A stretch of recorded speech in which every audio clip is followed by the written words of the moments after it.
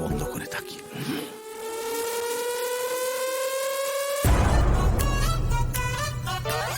একটা কেলো হয়ে গেছে জামাই। ভগবান দাস সুইসাইড করেছে, আর সুইসাইড নোটে ওর মৃত্যুর জন্য তোমাকে আর আমাকে দায়ী করেছে।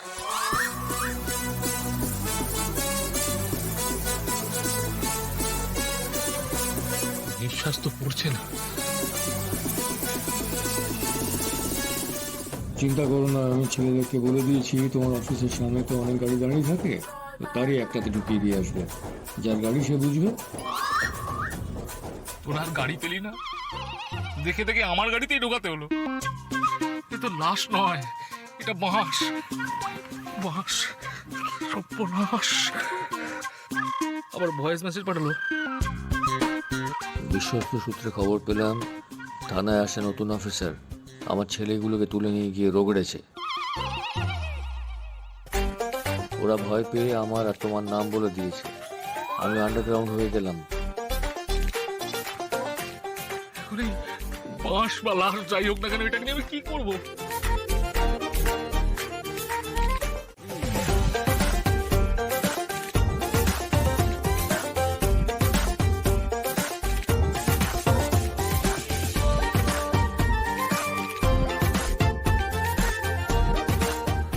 এইটুকু জায়গায় তো এত বড় লাশটা ধরবেও না। কি করবো এখন? যদি টেনে নামাতে যাই তাহলে কারোর চোখে পড়ে যেতে পারি। অফিসের কেউ দেখে ফেললে আমার একেবারে সর্বনাশের বাকি থাকবে না। কি করব? ভগবান দাসের লাশটা যাতে কেউ না দেখতে পায় তার একটা ব্যবস্থা করতে হবে। ব্যবস্থা।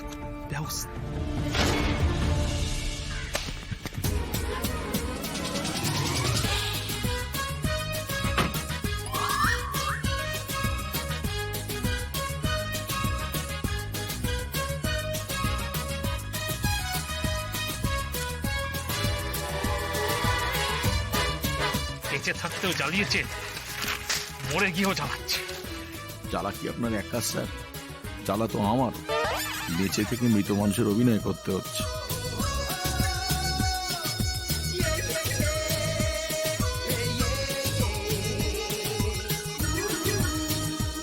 না তখন ছোট মালিকের কথা শুনে আমার মাফিয়া শ্বশুরকে কাজে লাগাতাম, আমাকে এইসব দিন দেখতে হতো। মাফিয়া শিকারী আপনার শ্বশুর হয় না? হ্যাঁ স্যার। কাজে লাগা, আর এবারে যেন কোনো ফেল না হয়। এই দেখো, ঠিক বিপজ্জনক সময় ফোনটা করেছে। যেমন বাবা তার তেমন নেই। হ্যাঁ বলো। হ্যাঁ বলো। কখন আসছো? আমি কিন্তু রেডি হয়ে গেছি। হ্যাঁ আসছি, আমি বেরিয়ে পড়েছি। হ্যাঁ রাখো।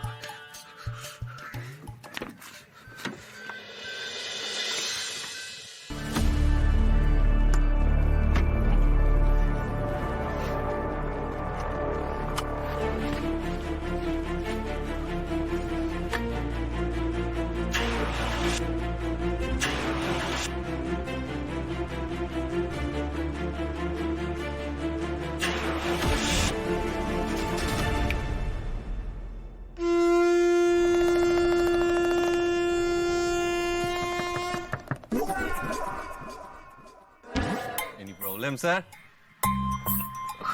না সব ঠিক আছে, কোনো ব্যাপার না। বনেটটা খুলুন। কেন বনেট খুলবো কেন? আরে বাবা, বনেটটা না খুললে গাড়িতে কি হয়েছে? শহরে আবার মাফিয়া রাজ শুরু। ভাইফোঁটার দিন সকালবেলা সুরাট যাবেন বলে ফ্লাইট ধরতে এয়ারপোর্ট যাচ্ছিলেন সাহা হুঁশিয়ারির এক্সিকিউটিভ ম্যানেজার ভগবান দাস। তখনই কয়েকজন দুষ্কৃতী তার গাড়ি আটকে তাকে গাড়ি থেকে নামিয়ে তাদের নিজেদের গাড়িতে তুলে চম্পট দেয়। সিসিটিভি ক্যামেরা থেকে পাওয়া ভিডিও ফুটেজ এসেছে আমাদের হাতে। দেখুন সেই হাড় হিম করা দৃশ্য।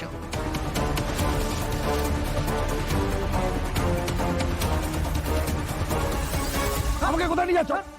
তোমরা তোমরা আমাকে ছাড়ো। বাবা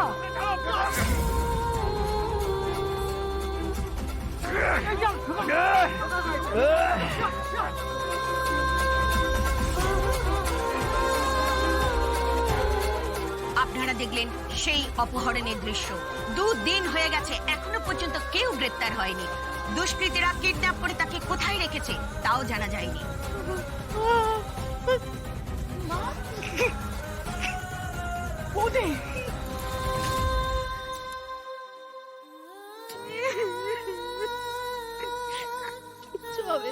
আমাদের প্রতিনিধি কথা বলেছিলেন তদন্তকারী অফিসার জোড়াপুকুর থানার ওসি আহির মুখার্জির সঙ্গে। শুনবো তিনি কি বলছেন। এই ঘটনার সাথে মাফিয়া শিকারীর সরাসরি যোগাযোগ রয়েছে। আমাদের কাছে যথেষ্ট প্রমাণও রয়েছে, কিন্তু আমরা শিকারীর ডেরায় গিয়ে তাকে ধরতে পারিনি। তবে পুলিশ সমস্ত শহর জুড়ে নাকাবন্দি করেছে, সে শহর ছেড়ে কোনোভাবেই পালাতে পারবে না। তবে একথা বলতে পারি যে অপরাধী আমাদের হাতের নাগালের মধ্যেই আছে, খুব শীঘ্রই সে ধরা পড়বে। আমরাও আশা করব অপরাধী ধরা পড়ুক এবং ভগবান দাস তার পরিবারের কাছে ফিরে আসুন। আসছি পরের খবরে। শহরে পা রেখেছেন থাপ্পড় বাবা। তিনি মহাদেবের একনিষ্ঠ ভক্ত। শুধুমাত্র থাপ্পড় মেরে নানান জটিল রোগ সারিয়ে দেন, হারানো জিনিস ফিরিয়ে দেন। কাল ভরাট মাঠে থাপ্পড় বাবার আধ্যাত্মিক সভা আছে সকাল 11টা থেকে। আমি একবারে থাপ্পড় বাবার কাছে যাব। এইসব সত্যি হয় না বৌদি। কিন্তু কার্কি, যিনি মহাদেবের ভক্ত তিনি কখনো মিথ্যে হতে পারেন না। আমার বিশ্বাস তোমাদের দাদাকে উনি ফিরিয়ে দেবেন। দেখো।